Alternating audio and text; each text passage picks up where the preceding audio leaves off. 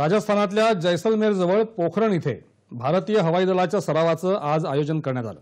यावेळी हवाई दलाचं दिवस आणि रात्रीचं संरक्षणात्मक आणि बचावात्मक क्षमतेचं नेत्रदीपक प्रदर्शन केलं जात आहे।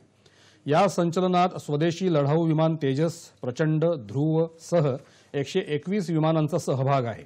तसंच अन्य विमानांमध्ये Rafale, Miraj 2000, Sukhoi 30, MKI, jaguar, हॉक, C-130, जे अपाचे तसंच MI-17 यांचाही समावेश आहे।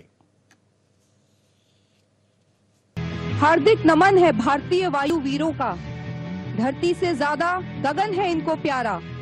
शत्रु देखेंगे अपने सीने पर हाथ रखकर भारत देश की वायु शक्ति का नजारा।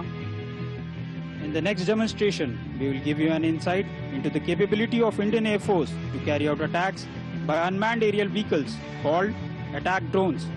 This system will destroy the radar sight of the enemy depicted by target number 16. It is an indigenous autonomous vertical takeoff and landing capable drone.